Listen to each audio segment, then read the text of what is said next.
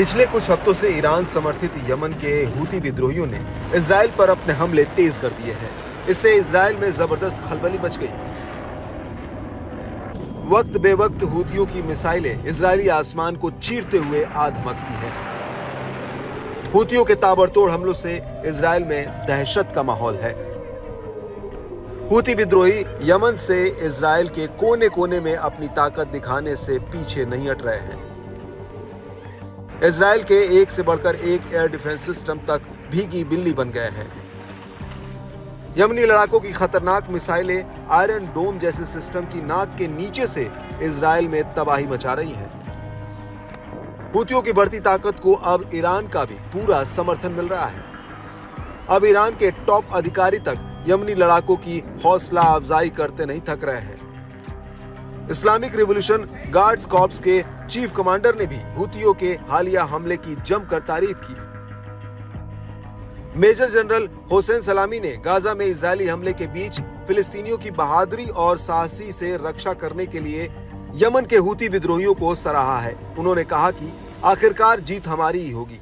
Iran का प्रतिरोध मोर्चा कमजोर नहीं हुआ है। हर कोई देख रहा है कि कैसे यमनी लोग फिलिस्तीन की रक्षा कर रहे हैं।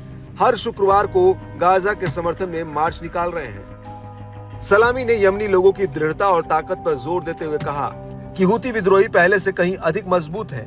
हूतियों ने अब तक शानदार प्रदर्शन किया है। कोई ऐसी घटना नहीं घटी है जो इस हालात को बदल सके। गाजा में इजरायली हमलों के बीच सलामी ने कहा, यमनी अपना प्रतिरोध जारी रखेंगे और जीत हासिल करेंगे।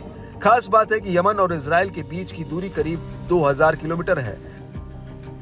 लंबी दूरी तय करते हुए हूतियों की मिसाइलें इजरायली एयर स्पेस में आना नेतन्याहू के लिए बड़े खतरे की घंटी है।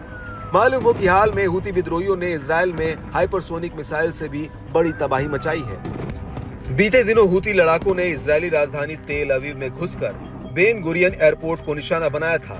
दावा है कि ये अपने टारगेट पर सटीक हमला करने में कामयाब रहा। हूती विद्रोहियों के हमले में बड़ी संख्या में नुकसान हुआ है। साथ ही एयरपोर्ट पर हवाई यातायात भी बाधित हुआ है। हूती विद्रोही इजरायली एयर डिफेंस सिस्टम को गच्चा देने में कामयाब हो रहे हैं। हूतियों की कई नई मिसाइलों ने इजरायली बलों की मुश्किलें कई गुना बढ़ा दी हैं। इस बढ़े हुए तनाव में इजरायल की करीब आधी आबादी जाग कर रात गुजार रही है। इसकी वजह हूती विद्रोहियों के मिसाइल हमले का अलर्ट देने के लिए बजने वाला सायरन है, जिसके बाद लोगों को शेल्टर में जाना होता है। इस बीच इजरायली मीडिया आउटलेट यरूशलेम पोस्ट की माने तो हूतियों के साथ संघर्ष में उलझना इजराइल को मुश्किल में डाल सकता है। इस संघर्ष में इजराइल को कई तरह के नुकसान उठाने पड़ सकते हैं। यमन में इजराइल के हमले तेज करने से हूती भी इजराइल में अहम ठिकानों को निशाना बना सकते हैं। हूतियों के पास मिसाइल और ड्रोन का बड़ा जखीरा है। इसके अलावा यमन से इजराइल पर हमलों में बढ़ोतरी से दोनों देशों के बीच सीधा सैन्य टकराव हो सकता है।